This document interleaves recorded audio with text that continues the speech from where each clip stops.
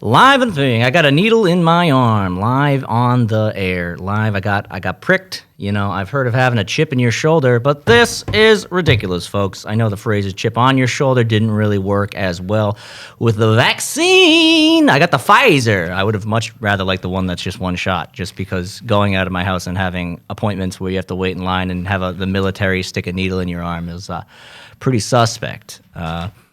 I'm not sure. Oh, right. When I was taking a selfie of myself getting the vaccine, which I asked, is it allowed if I take a selfie? And the lady's like, yeah, like they told us you're not supposed to do that, but then they said they didn't care. I was like, okay, well, that's a vague answer. She said, yeah, that's something to do with like anti-terrorism, but now it doesn't seem they care, so you can take a selfie. So I went to take the selfie, and I was like, oh, man, looking at my arm, I really need to hit the gym. And she was like, oh, yeah, I haven't worked out in months. I was like, aren't you in the military? I was under the impression that military people just like had to work out every morning or something of that nature, but I guess not. I guess not the people who are on vaccine duty. I mean, you got to imagine there was one guy while we were in line. It was like there was like 3 lines. There was a line outside the building. I was at the Heinz Convention Center in Boston. There's a line outside the building, and then there's line 2, which is inside the building, and then you check in, and then there's the actual line to just get the vaccine. Whoa, that was someone from Chronicle using their telekinesis? I don't know what that was. I don't know if it got picked up. But anyways, this guy's going around on line 2 once you're inside, and he's saying like, double mask, handing everyone a second mask. And I got to imagine, this guy enlisted in the military. He probably thought he was going to go overseas, maybe shoot some guns, maybe blow some stuff up, and now he's going around saying double mask, double mask, double mask.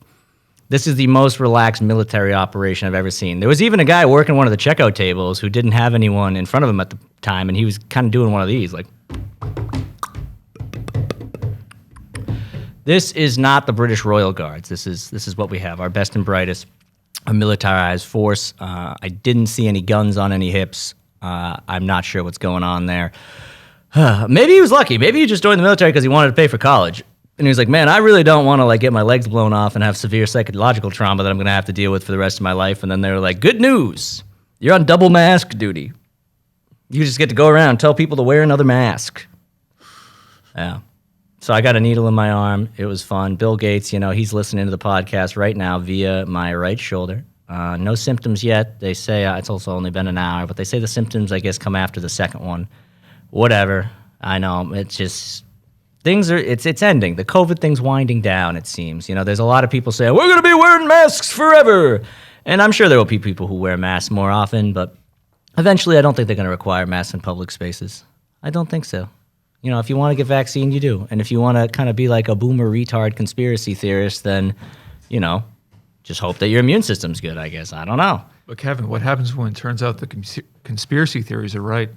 I'm sure some conspiracy theories are right. I doubt that the ones that I've been hearing, a lot of them seem that they don't make any sense. Like, people will cherry pick. It's actually kind of a reversal, because when this pandemic first broke out, it was all these like people who were very anti-Trump kind of cherry picking these stories of like a 21-year-old died of COVID-19. And then you look into it as like a 21-year-old leukemia patient died of COVID-19.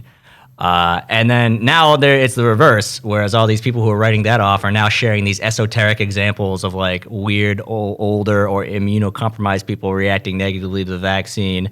And unfortunately, everyone who argues about stuff, especially on the internet, has a real bad goldfish memory. So even though the span of these things is less than a year, that's way more, like 3 weeks is honestly the maximum for pointing out hypocrisy. Like, the fact that they were able to point out, a lot of conservatives were able to point out the hypocrisy between, the tolerance for some of the riots during the BLM movement and the tolerance for the Capitol riots, the respect for police officers, the blah, blah, blah, all of a sudden these people. The fact that they were able to even point that out, the fact that they were able even to remember back that far from January 6th to the middle of the summer is very impressive. I don't believe I've ever met a liberal person who can think back that far. Most of their arguments are based on the past like 48 or so hours and a bunch of like central tenets. So it's very annoying though. I mean, now, yeah, I get it. It's weird. It's concerning that everyone wants to get a needle in their arm and you don't know about it, but you could have read about it. Like these people who are saying that you shouldn't go get vaccine, I don't think they really read up on the issue. They're actually, you're a sheep.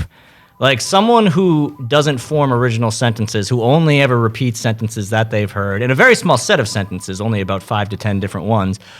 Someone who shares memes that they found without crediting the author to somehow make it seem like perhaps they came up with this anti-vax meme.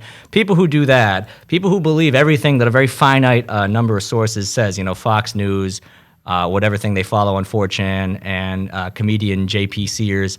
People who get all of their information from only those sources, who do not ever say anything to suggest that they may have actually taken information, processed it, and formed an original sentence. Because it's hard to believe someone understands something when all they're doing is repeating the thing that they've heard exactly the way they've heard it. And instead of demonstrating an understanding of perhaps a video that they watched, they'll just link you to the video and tell you to watch it. Video's 8 minutes long. I say no, obviously, because why would I want to watch an 8-minute conspiracy video when you can't even fucking make a sentence? You're just sending me a long video. Like, you got to be TikTok length if you're going to be linking me to videos with information. Anyways, and then these people call me a sheep. I was like, dude, I have gears in my head that turn. I process information frequently wrong. I'm frequently misguided. But I kind of form opinions based on info and tell people what I think. Like, we're talking people who all they can say is, we grew up and we were told not to do peer pressure for drugs, and now everyone is peer pressured for a drug. And it's like, that's not a novel observation. My uncle shared that last week, and now you're trying to say it to me like you thought of this. Like, you definitely saw it from the same, probably Russia-controlled page that my uncle did, or whoever the fuck knows.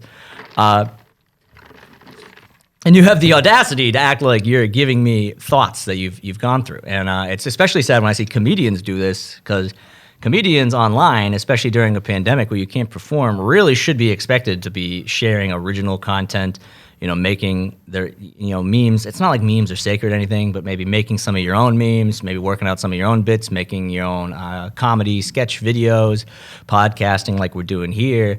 You really shouldn't just be blindly sharing memes that were quite possibly made by a foreign government to destabilize our nation. I mean, I'm not one of those people who cries Russia at everything, but they did prove that is a tactic that they have.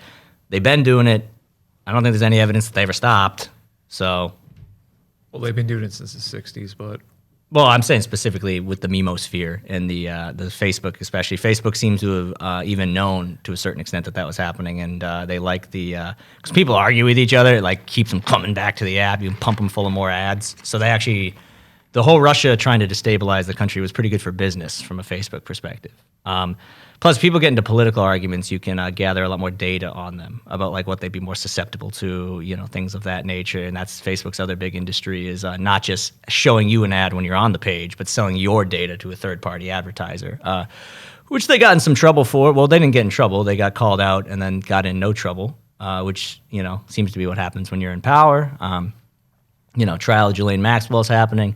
I haven't been reading up on that, honestly. Sounds kind of boring. I'm going to wait for the Cliff Notes. Smarter people than me will assess that one, but same concept. People got called out.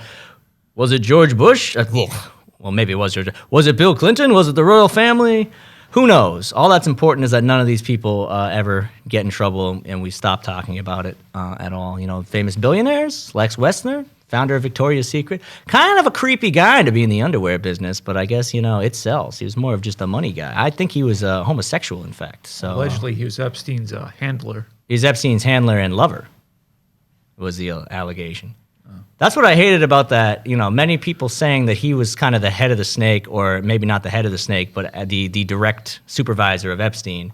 And that documentary about Epstein made it seem like he was somehow this guy who got duped by Epstein. They even played up the angle that Epstein, forged a somewhat romantic relationship or sexual relationship with him to gain his trust, and he was totally duped.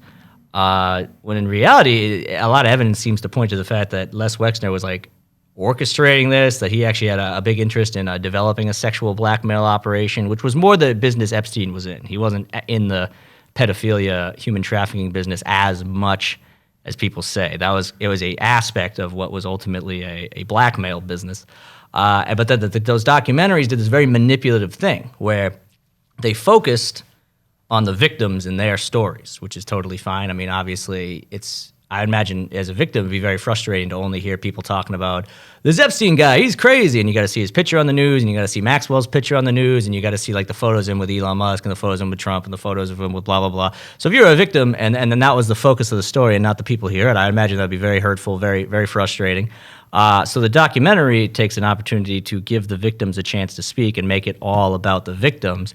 But then they use that as a very manipulative way of saying that, almost a brainwashing type thing to say if you question anything in this documentary, you actually are, disrespecting the victims. Like you maybe a toxic masculinity. You don't believe rape victims. You don't think it's that serious. Like blah blah blah blah blah. They even went as far to, and this is true. You can watch the 4th episode. This is totally the sequence of shots they have. They have Epstein's dead, right? And they're trying to downplay the fact that he was obviously assassinated. And if you disagree with that at this point, then you got rocks in your head. I don't know what to tell you. Maybe you got rocks in your head, gold rocks. Knock them out. Maybe they're worth something. But get those rocks out of your head if you believe that he just killed himself. He really had so much to live for. No, I'm kidding. But he seemed like a weasel. Seemed like a guy who always looked out for number one, and seemed like all information about him is consistent with the fact that if it would save his ass, he would squeal immediately. So the shot is them saying he killed himself, and then they very briefly show the private investigator or second opinion, undertaker, that his brother hired an undertaker to take a look at him. And he pointed out this very suspicious things where his jaw was fractured in certain ways that is just, you wouldn't be able to hang yourself in a 5-foot cell and have the jaw fractured in certain ways. They pointed that out. And then they immediately play a clip of the victim talking about how he was so selfish for taking his own life that they'll never be able to have the fair trial that they felt they deserved. And then they play a clip of one of the victim's lawyers saying something, making up this bullshit motive that he was worried that his assets would be something, and that's why he took his own life. And they both say that definitively. So you got the expert talking about science, and then you immediately play the, hey, you don't believe rape victims? They immediately play that card with the victim and her lawyer, and then they try to throw some bullshit money-related excuse, I'm a lawyer, so I understand the legal mumbo-jumbo. And so they really, if you watch it, they're doing boom, scientist, victim's lawyer. They're manipulatively undercutting the point, because if they completely left out the fact that there was skepticism that he killed himself, then it would be too obvious that it was propaganda. Because that makes it that's everyone knew that there was a second investigation, that guy found some shit that was very suspect, that, many people don't believe he killed himself. If you completely don't reference that, then people were that was very obviously propaganda. Because they were talking on the news about how he didn't kill himself. There was even a guy who came to do a segment, I think it was on Fox News, and of course, Fox, they hate the Democrats, but they still don't want to fucking stick to the Epstein thing, because a lot of their guys are still tied to him too, that they won't admit. But they had a guy who was an expert on Siberian Huskies or something. And it was this big jolly looking mountain man with the big beard and wearing the fatigues and the camo hunting hat. And he was talking about how to take care of your large dog. And it was just a lighthearted little segment. And they were well, thanks for joining us. And he was well, thank you, Tucker. And Jeffrey Epstein didn't kill himself. And then they had to cut away. It was actually hilarious. He did this whole segment about taking care of your dog responsibly, and then yelled that, go look that up. Just say, I don't know, dog guy Epstein didn't kill himself. It was pretty legendary. But so you address it, and then you undercut it with the emotional thing. Hey, that victim, pretty sad. She wanted her justice. Horrible things happened to her, and she never got the justice. And if you're going to go around toting conspiracy theories, then you're a piece of shit who doesn't believe rape victims. As if she was somehow in the cell, and, her personal connection to him makes her know that he was going to, Honestly, she's a little too close to this whole thing. I don't really think we should be listening to her with whether or not he killed himself. She seems a little too close. Seems a little too close to it. Hot take. I'm sorry. I mean, I obviously believe that she was sexually abused by Epstein, because you'd have to be a real dumbo not to believe that. But it's very dishonest what they did there. And now Lex Wessner's off, half of America, the fucking people who think that they're the elite because they have $9 to watch Netflix, think that he's just this great guy, And then that's another thing, is that they play up the angle where Wexner was duped, and that maybe he's homosexual and he didn't want that getting out. So then other people might think what are you talking about? They didn't exonerate Les Wexner. They made him look like a stupid guy who got tricked. Plus they outed him. And it's it's you take a You make it out of battle, maybe you lose a hand. They made him look stupid briefly. He is still a billionaire, successful CEO of a company that, everyone's girlfriend wants for Christmas and whatever. So pretty sure he's doing fine in that regard. And, they outed him, whatever. It was 2020 at that point. The guy's like fucking 100 years old. Like, they were going to find it. People were going to probably find out that he was like sleeping around. Also, he is a male and he was the CEO of a luxury underwear company.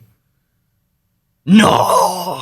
Harassment? No. I know. He could not possibly have been a closeted homosexual. It's like a straight man hobby, picking out what kind of lace or wires perhaps Barra should have, Now, do you think these people behind Epstein will ever get caught, or just like the rest of people in history always get away with it?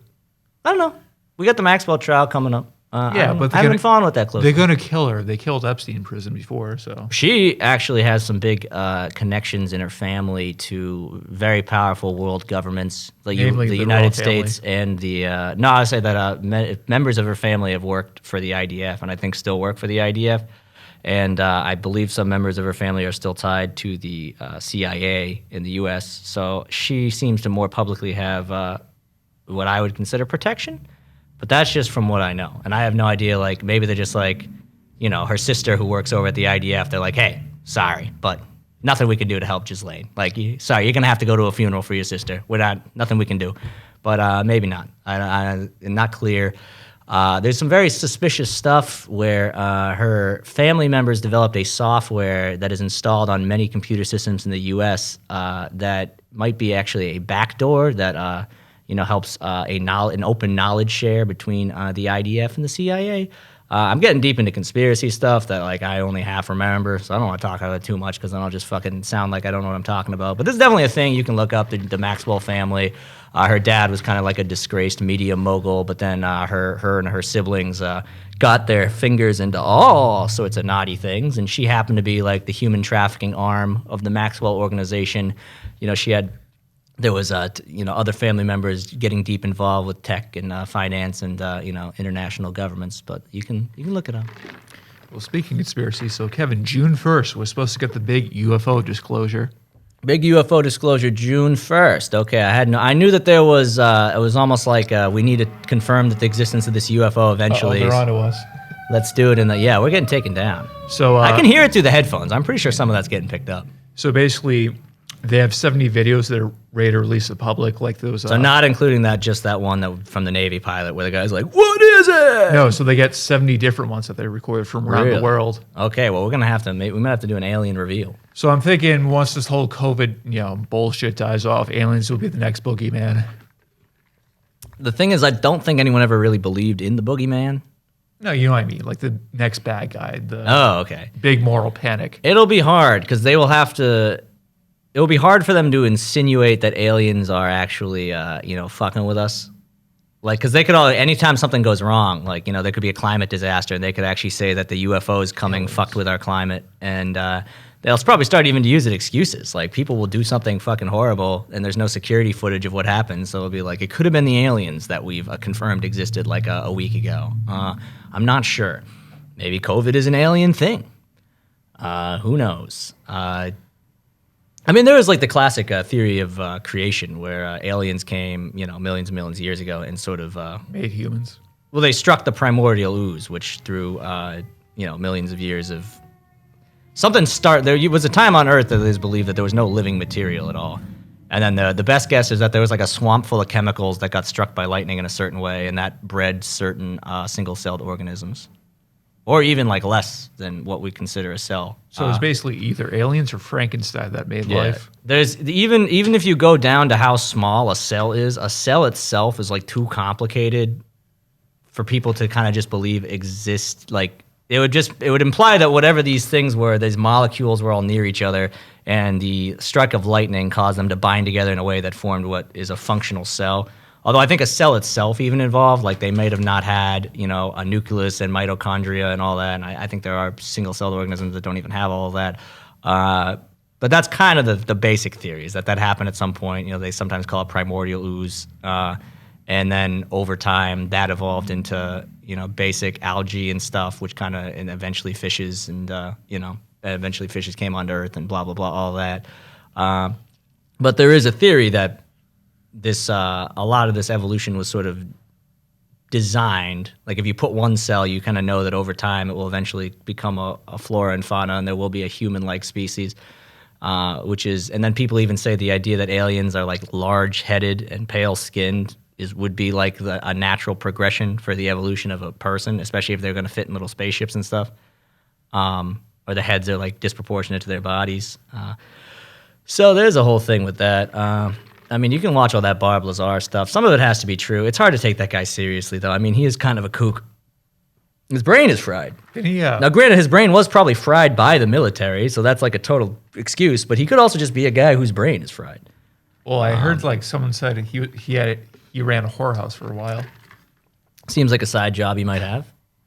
I never knew that. One thing that's true is that the existence of Area 51 was not a publicly known thing. And then his big book, the only thing they said is, yeah, Area 51 is real. I was like, we're not going to comment on any of the other things he said. But the vehicle he describes in detail that he apparently had interacted with is pretty similar looking and also operates very similarly to what is in that video from the Navy confirmed last year. So I don't know. Well, the big takeaway, he said there were 7 ships at the site he was working on, and like a couple of them were from dig sites, like anthropology dig sites. You know, it'd be a problem with the confirmation of the fact that aliens are kind of coming and going as they please to Earth. Wicked bad PR for the space hotel. Ain't nobody want to go to a space hotel and hang out when there's a possibility that aliens could just come blow the whole fucking thing up. So I would feel bad. You know, I'm sorry. I know you guys worked very hard for this fake scam hotel or whatever this plan is, but I don't think aliens is going to be a good for business for you guys. I would go as far to say that is literally the only industry that aliens would, be bad for. Like, I can't imagine people who are like waiting tables and stuff are like, oh no, aliens, that's going to affect my bottom line. But if you're specifically running a big ostentatious hotel in space, I would imagine aliens would be a concern. I mean, it's like how people don't want to go to the beach when there's a shark sighting. You don't know what these fucking things, they're presumably way worse than sharks if they're flying at like 2,000 miles an hour or they clocked it on the camera with like no entrail or anything. It's just like a thing flying like way too fast to be a real ship. So apparently it's supposed to be like opposite gravity. They use like a... Yeah, something with combining dark matter and breaking gravity and then making gravity go sideways so that they can kind of... And then it's also part of it is like it's accelerating too fast. Where like if there was just a human being inside there, their body would be destroyed by the acceleration. But if you can kind of create an artificial space where like you're messing with gravity, so that the outside is actually moving fast, but the inside is, for all intents and purposes, the human will experience no acceleration, which allows them to survive. Who knows what that actually does to aging? Like maybe time is being slowed down. I'm not sure, but we don't know exactly what goes on inside those. Like things. aliens never seem to age. They always have like the little saucer. Well, it seems like they might. I'm not very clear. I'm not totally certain the idea that there's a pilot inside whatever that is. That might be like a scout of some sort, like a robot. It might not necessarily be artificially intelligent, although it could be. But I think it might be like a drone or a scout of some sort, which maybe there's I think if it's real, it means it's kind of fucking small. Like the alien itself, the alien creature would have to be pretty small to be inside of it, which, who knows? Maybe they are small. Maybe they realize they need less food that way and they evolved. Well, allegedly there's like 2 types. There's the small ones, which are like 3 or 4 feet tall, and then the big ones, which are like 6 feet, or like the lieutenants. So that's like the classic gray, the endo-reticulin that people believe, like that seems to be the one that people believe most specifically exists, is like the large gray ones. Well, that's like the iconic, alien. Yeah, but if you look into it, the early examples of those appearing in science fiction, the newspaper sightings of people seeing aliens that look like that predate them existing in fiction. So like fiction took these popular lore, it's almost like people, them writing a book about like the Wolfman or Sasquatch. Like there was popular lore already, and they turned it into a science fiction thing. So I'm pretty sure that the flying saucer, most certainly, but that's also just the shape. A big object flying in the sky would just look like a saucer. But that was definitely one that was like, people were talking about seeing them, and then they started writing science fiction about them. But I think even the gray body, the big eyes, that was already in the lore before people started writing the sci-fi. I might be wrong on that one. fairly certain I'm right, though. I'm fairly certain we're talking like sightings in the 40s and stuff, and then a lot of those popular like B-movie sci-fi depictions were in the 50s. And then there's the other one, which people say they look like lizard people. So those might be the extra dimensional ones, that are controlling the United States government. I was planning on mostly talking about how everything's reopening too fast today, but we've derailed here. But this is an interesting subject. I like me an Alien. I would hopefully they're good at comedy, and they want to watch me do comedy. Hope they're not good at comedy because if they are, they're probably way better than any humans, and they'll make us irrelevant. But if they're really that good, might be too smart for most people. Like who's that? Maybe they'll just shout, and chemicals from their mouths will kid us, and then they like make you have fits of laughter. Like who knows? Be like Prometheus. It does kind of feel like cheating, but still, I'm sure it would be enjoyable. Who's that? What? Be like the black goo from Prometheus. Oh no, you're saying before about they were being too smart. Their comedy. Oh, like how I forget who's that one comedian. He's like, I have a really funny joke, but you guys wouldn't get it. It's like one of those anti-comedians. Anthony Jeselnik? Yeah, it could be. I remember hearing it a while back. Yeah, you guys probably won't get my sense of humor. It's really alternative, man. I don't think he would say that. It's one of those comedians, like the not funny, like I'm part of a new wave of comedy. Yeah. The word alt has like a very loaded definition. I'm pretty sure it just means like white comedian that you don't like. And that's just like what an alt is. Because I've never been able to get a very clear, like back in the day, I guess there was like a finite number of clubs. And then like other clubs opened up that weren't doing the same, like very traditional, like, 70s, 80s style that have kind of been popular. And then those were the alt clubs. I know that's how. So like anyone who was able to get booked in those clubs was called like an alt comic. But their genre, like people consider like Anthony Jeselnik like doing those very edgy, dark jokes to be alt comedy. But then also like surrealist performance art is sometimes called alt comedy. That's what I think. I think like some wacky shit that's like not straight up setups and punch when I think of alt. But in fact, like Jeselnik, who is a definitive master joke writer of setup and punch, is also considered alt. So I don't really know. It seems like a very arbitrary thing. It just seems like it's more like an edgy white guy that you don't like is an alt comic. Well, I know there's like an early move in the 90s of alt comedy. That's how like David Cross and Sarah Silverman got their. No, that's what I'm referring to when I said that there was only certain clubs, and if you couldn't get booked at those clubs, then they started like other clubs that were exploring different styles. But that could be David Cross and Sarah Silverman. They're both maybe different than what would be considered mainstream at that time, but they're not really similar to one another in their comedy. And then same with like Jeselnik is not really similar to either of them. But they would just call it alt. We're Gen X crusaders. But the thing is now what they called alt back then is basically just like what gets Netflix specials now. So it's all pretty confusing. Like it's kind of not a bullshit term.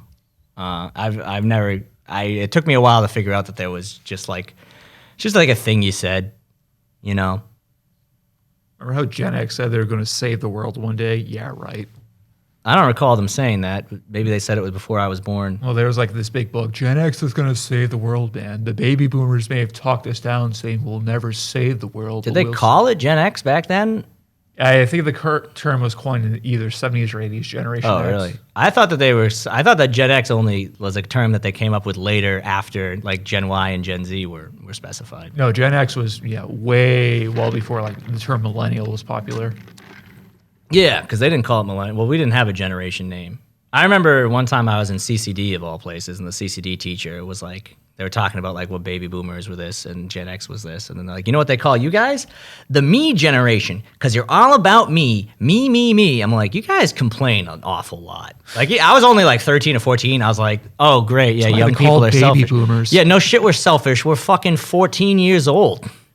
Like, you weren't a fucking whiny little brat when you were 14. Like, it's easy to say now, you're fucking 60. Like, come on. You're busy smoking You're all dope. about me. And then you go up and you find out that these fucking retards destroyed the ozone layer. And it's like, me. I'm gonna get melanoma, you fucking bitch. Making it all about myself. You gave me cancer. They should call them the cancer generation. Instead they call it boomer, which is not really that, like... Their generation is named after the fact that people had too much unprotected sex and caused the population to grow at an unstable rate. So baby boomer isn't even that like glorifying of a name. It's kind of bad. Oh, because dad has too much PTSD from the war. It's not straight up propaganda. Like the greatest generation is obviously a straight up propaganda name, and millennial just refers to the time period in which they came to be. No, it's very. I don't even know what Gen Y really means. I think it's like I think because Gen Y people are millennials, it's like an overlap. And I can say, fuck people in our generation. They suck. Yeah, I don't really I don't care for much of that generational stuff. If you're old and you're complaining about young people in a way that is not productive, like if you just say like, well, you're on your phone. It's like, you're probably going to dig up someone's tweets later, whatever. If you're just parodying that, then it's just like, all right, shut the fuck up. But like, sure, did you know if you want to have a job, you kind of need a phone? Yeah, it's kind of dumb. Like, you're on your phone too much, and then they can't, they can't use like Waze or like something really, really obvious, like Uber, like something really easy to use. They can't use it. And then they're just like making fun of you because yeah. And then this is the thing that they will do is I get fucking invited to some family bullshit and I get there and I'm the only person under the age of like 50. And this is like back when I'm talking back when I'm like 20, 21. And I'm just bored as shit. Like maybe my sister's not even there. It's just all my older relatives like talking about interest rates or, memories of people that are deceased that I never met and just a bunch of shit. And I'm just in the corner on my phone. And then they're like, he's all on his phone. I'm like, maybe like I wouldn't be on my phone if I was being engaged with in a way that I found interesting, like at all.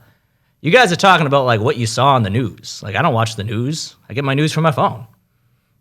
That's even the worst. You ever like your older family members watch like the regular news? I was staying at my uncle's and it was killing me. He would start it in the very morning and it would just play the same shit over and over again. And then they say like something that sounds interesting and they're like, more on that at 10. And then it's just like, I just Google it. I was like, you don't need more on that. Here's what happened. Can we turn this off? It's very loud. I don't know if you're hard of hearing or it's quite loud. Like I play shit loud. I have a subwoofer. He fucking blasting 7 News louder than I ever blasted Zack Snyder's Justice League. Now, Kevin, do you think all news is propaganda? Because I think so. Not all news necessarily, but mainstream television news is certainly all propaganda. I mean, the mainstream internet is too under like a rock. CNN, If you Washington Post. CNN would be a network news station that also has an internet presence, though. I think the New York Times is probably one of the better sources for news, but the fact that you have to pay for it is like, yeah, you have to pay for it because that's how you keep the paper alive, but you have to pay for it, and unfortunately that comes at a cost of like, you don't end up reading it that much. Yeah, but it doesn't pay for journalists' salary, so you get real, actual journalism. Yeah, whereas CNN is free, but it's completely based on like click revenue, so they have to sensationalize things and basically be fake news in order to have a stream of revenue, whereas the New York Times can publish real, mostly unbiased news, and you're paying for it to subsidize that. I had a coworker who used to show up every morning with a fully paper New York Times. He'd do the crossword puzzle in like 3 minutes. I swear to God, he would sit down just the New York Times crossword puzzle. I never saw him do it on Sunday because Sunday is supposed to be the hardest. But still, any day of the week, he would just sit down and like it was nothing. And then I would like check the answer key because I didn't believe him. I couldn't fucking believe this guy. You ever try to do the New York Times crossword? Yep. Yeah, no one's doing that in 3 minutes. But he had done, I think, he's a very smart guy, and also he had done so many of them that a lot of the clues get repeated. But even though he said, like, yeah, a lot of sports questions, I don't know sports, but the sports are thankfully usually crossed with something other than sports, so I can get it. Though I do know people who pretty much like live for newspaper crosswords. Yeah, well, the New York Times is like the gold standard. It's the hardest one. The Sunday is wicked hard. I mean, I'll do one that'll take me like over an hour, and I'll still cheat like 2 or 3 times. But this guy was legit just doing it in like 3 minutes. I don't know how he did it, but take some time. Apparently, one of the big names in the crossword community. His last name is Quigley. I don't know. I forget his first name, but he's one of the big guys. His crosswords show up in the Globe and in the New York Times. He's kind of a crossword titan. I don't know if I'm related to this guy, but every now and then I would be doing a crossword and I'd realize it was by this Quigley guy, and it'd be hard as shit. He's like known for coming up with really difficult ones. Maybe he's related to me. I don't know. I don't know if we got good enough genes to be like crossword geniuses in my family, but we'll see. Well, Yara, she got that, the freak genius genes somewhere in the family. That's true. I mean, we got the. There's like actually a surprising number of famous mathematicians, not from the classical era, but from like the 1900s that came from Ireland. There was actually one, the T distribution, which is like a big thing in statistics if you're trying to make generalizations, but you don't have that big of a sample. It was actually developed for quality control at Guinness, where this guy, no joke, they couldn't do reliable quality control on Guinness using the math that was available at the time because it would require the quality control people to take too many sips of beer and they would get too drunk. And also they would just be like removing too much of the supply. And it was fucking everything up. So this guy actually who worked there in risk management or something, he developed what is now called the T distribution, which is a ubiquitous thing in statistics, a big building block, just so that you could do quality control without having to take as many sips of beer. Now they could have maybe spat out the beer. That might have been easier, but no, it's Ireland, so you know you're going to be innovating with some new math to avoid not drinking. Love it, national pride. Also, that mathematician was like from the UK. He just worked there, so he doesn't really count as an Irish guy. But great story about math in Ireland, I think. Wow, we actually made it pretty far. We made it pretty far. We were on the enemy. I guess. All I wanted to say was that We got 15 minutes left. things are opening up like way too fast. Like I'm glad things are opening up, and it's a huge relief. But it's hard to fucking keep a schedule. Like I'm trying to work on this VFX shots for this guy that I met online who, I'm doing it for free, so it's not like he can complain. But the amount of free nights that I've had has just been like nothing. And then on the weekends, like we have plans to like go away. So it's all coming back too fast. And I'm now at that honeymoon, I realize, where everything that I like have to do that's in the evening, that's taking up my time, is like stuff I want to do. And eventually, I'm going to hit the point where like I'm starting to do stuff where it's like, I don't want to miss it. You get a bad FOMO. And I'm enjoying everything. Eventually, I'm going to hit that point where I like go out of my way to do something that's a huge pain in the ass to get there or whatever. And I'm like, that wasn't worth it. And then things are going to kind of come back to a happy medium. But now everything's coming back. It's about to be summer. I'm going to get vaxxed up by the end of the month fully. And it's like, fuck it. I guess we just got to go out and do everything. And then you got this one guy. He was on my Twitter. He posted, I haven't had a meal at a restaurant in over 14 months, so when I do, it better be fucking good. And I was like, dude, you're not like, you chose to not have a meal. There have been restaurants. You're not like any more virtuous for not, like, there was a whole fucking outdoor dining thing that you could, the North End, the Italian neighborhood, you go there and it was like you were actually like in Italy. Everyone was like, dining on the streets and then you go and then, I don't support that. It's like, you're young. You just fucking, I'm sorry that you got so paranoid.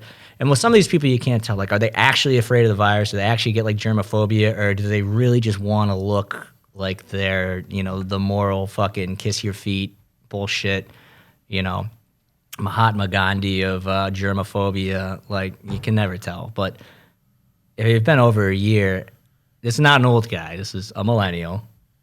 Maybe immunocompromised. Maybe that's why. But, boy, is that sad. And then to admit that publicly as if it's not, like, as if it's normal behavior, like as if everyone else was not going out to the restaurants. Jesus Christ. Doesn't live with any old people. I don't know why you do it. I don't know why you do it to yourself. Like, is it really worth the tweet that 3 people liked? More people probably just saw the tweet and were confused. Like, what about outdoor dining? What about limited capacity? What about the fact that this virus is probably not that bad to hurt you in the first place?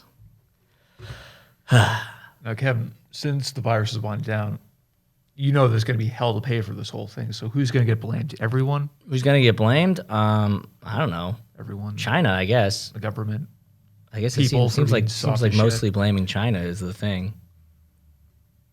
It seems like that's been the angle. Like now people are saying that it's quite likely that there was a research facility where COVID-19 was developed for research purposes and it was leaked from there, possibly accidentally. Well, so they were hedge report that in December and they got banned from Twitter. In December? Oh. Yeah. I don't know. Maybe it's not true. It does seem like the circumstances behind the virus, it is suspect to think that it happened sort of as a random event. Well, we can all agree it was a man-made virus. Sorry, guys. Seems like it was in a lab. It may have been extracted from a bat or whatever they're saying in a lab. Or, that's a cover story. Yeah, who knows?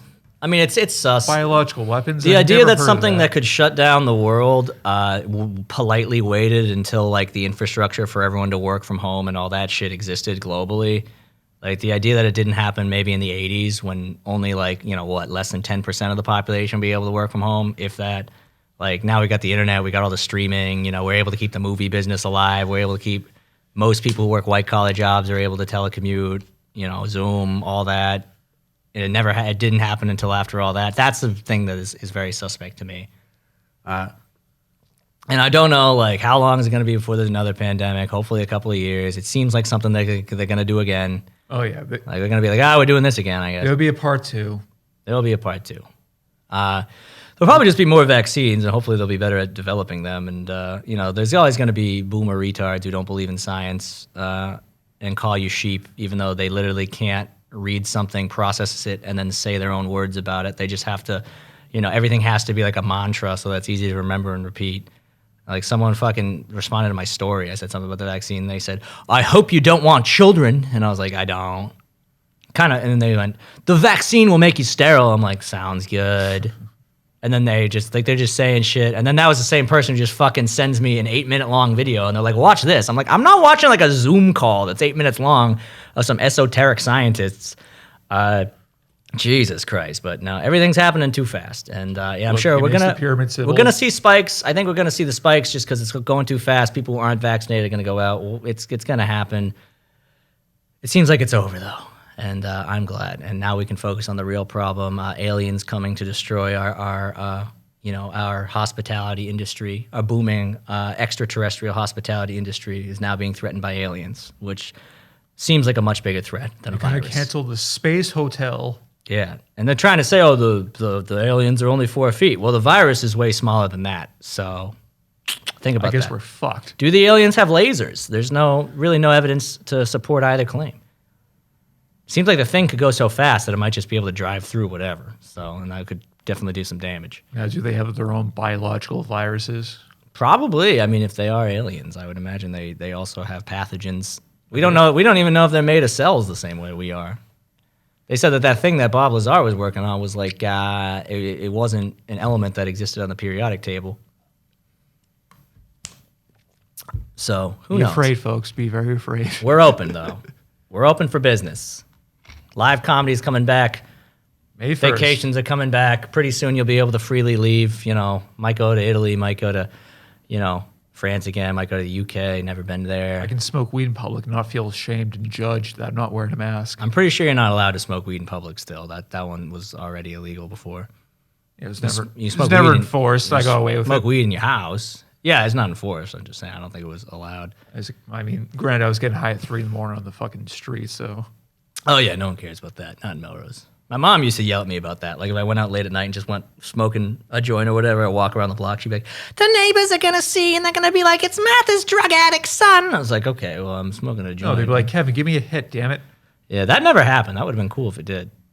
One time we were smoking as high school kids. It was me and the cross country team. We just had a meet where we all did horrible. We went to smoke in the woods, and this guy was on a jog, and he came over and said, "If you give me a hit or whatever you got, I won't call the cops." And, it was obviously not a real threat, but we gave him a hit anyway just because it was funny. And then he continued on his run. So, hey, that's what happens. That's what we're missing. Random interactions with joggers when you and your underage friends are trying to smoke, and adult joggers blackmail you into getting a hit. That's what we're missing, and that's what we're getting back. We're open for business, folks. Good night. Take care.